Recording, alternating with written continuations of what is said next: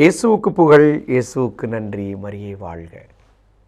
கிறிஸ்துவில் பிரியமானவர்களே, டிசம்பர் மாதம் 27ஆம் தேதி இன்று தாய் திரு அவை தூய யோவான் நற்செய்தியாளர் இயேசுவினுடைய அன்பு சீடர். இயேசு சென்ற முக்கியமான இடங்களில் பயணித்தவர், இயேசுவோடு இறுதி வரை உடனிருந்தவர், இயேசுவினுடைய அருகிலே இருந்தவர். மிக அற்புதமாக வேதம் சொல்லுகிறது, யோவான் நற்செய்தி சொல்லுகிறார், இயேசுவினால் அன்பு செய்யப்பட்ட சீடர், இடியின் மக்களில் இவரும் ஒருவர். இயேசு இறுதி உணவின் போது அவருடைய மார்பில் சாய்ந்து கொண்டு, ஆண்டவரே, நீர் சொல்வது யாரை குறித்து என்று இயேசுவிடத்திலே கேட்க துணிந்தவர். இவர் தலைமை குருக்களுக்கு அறிமுகமானவர். இயேசுவை பகைவர்கள் பிடித்து சென்ற பொழுது ஒரு தலைமை குருவின் இல்லத்திலே, தலைவருக்கான நிலையிலே, தலைமை குருவின் மாளிகை முற்றத்திலே நுழைந்து, இவரே அன்பே கடவுள் என்றவரும் இவரே, சிலுவையின் கீழே நின்ற ஒரு திருத்தூதரும் இவரே. இவரிடத்தில்தான் அன்னை மரியாவை இயேசு ஒப்படைக்கிறார். இப்படி மகத்தான ஒரு சிறந்த சீடர் யோவான். இந்த யோவான் நற்செய்தியில் எனக்கு ரொம்ப பிடித்த ஒரு 3 வசனங்களை உங்களிடத்தில் சொல்லிக்கொள்ள விரும்புகிறேன். ஒன்று, யோவான் நற்செய்தி 15வது அதிகாரம், என்னோடு இணைந்திருந்தால் மிகுந்த கனி தருவீர்கள். பிரியமானவர்களே, இயேசுவோடு இணைந்திருந்த யோவான் இயேசுவை குறித்து சாட்சியம் சொல்லி நூல்களை எழுதி இயேசுவினுடைய அனுபவத்தை நமக்கு பகிர்ந்தவர். இரண்டாவது,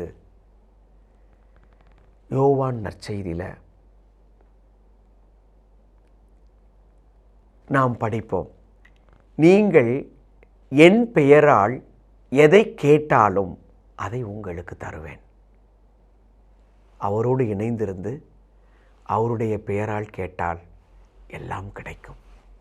எனக்கு ரொம்ப பிடிக்கும் இந்த வார்த்தை.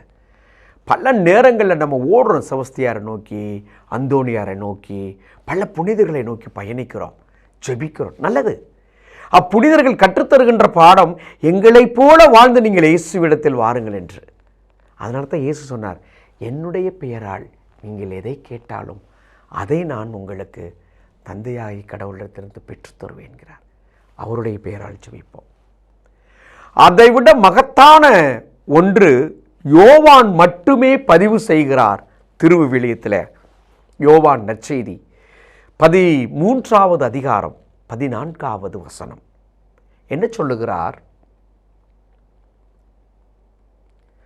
ஆண்டவரும் போதகருமான நான் உங்கள் பாதங்களை கழுவினேன் என்றால் நீங்களும் ஒருவர் மற்றவருடைய பாதங்களை கழுவ கடமைப்பட்டிருக்கிறீர்கள். 3 நற்செய்தியாளர்களும் கடமைன்னு சொல்லலை. லூக்கா நற்செய்தியார் சொல்லலை, மத்தேயு நற்செய்தி சொல்லலை, மார்க்கு நற்செய்தி சொல்லலை. ஆனால் யோவான் மிக மகத்துவமாக சொல்லுகிறார், கிறிஸ்துவை பின்பற்றுகின்ற ஒவ்வொருவரும் தாழ்ச்சி என்ற கடமையில் மகத்துவமாய் வாழ வேண்டும்.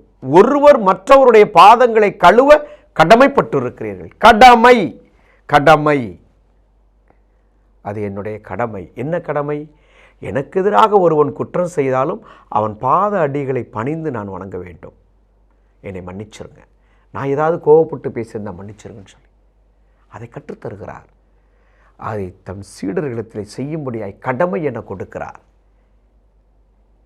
அடுத்த ஒரு அவருடைய நற்செய்தியில் எனக்கு அடுத்து ரொம்ப பிடித்த ஒரு காரியம், இளைப்பாறுதல் தருகிறது. இந்த உலகத்தில் யாருமே எல்லோரும் என்னிடம் வாருங்கள், நான் உங்களுக்கு இளைப்பாறுதல் தருவேன் என்று எவரும் சொன்னது கிடையாது. உன்னதமான இளைப்பாறுதலை தருகின்றவர் என் இயேசு. என்னிடமிருந்து கற்றுக்கொள்ளுங்கள்னு சொல்கிறார். கடமையை சொல்கிறாரு, கற்றுக்கொள்ள சொல்கிறாரு, என் பேரால் கேளுங்கன்னு சொல்கிறாரு, என்னோட இணைந்திருங்கன்னு சொல்கிறார்.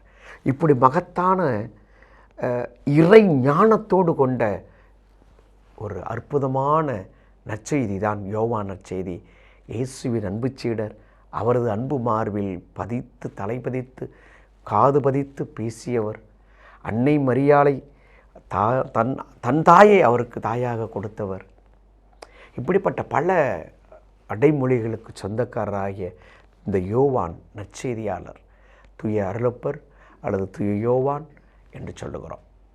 இந்த புனிதரை நாம் எப்படி கண்டு பாவிக்க வேண்டும்? அனுபவித்த அனுபவத்தை அப்படியே பதித்து வைக்கிறார்.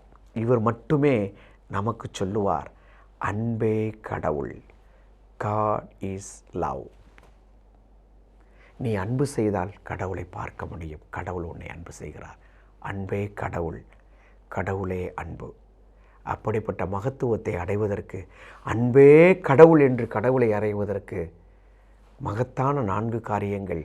1, அவரோடு இணைந்திருப்போம். 2, அவருடைய பெயரால் கேட்போம். 3, அவரை கொடுத்திருக்கின்ற கடமையை செய்வோம். 4, அவர் கற்றுத்தருகின்ற பாடங்களை நமதாக்குவோம். ஆமேன்.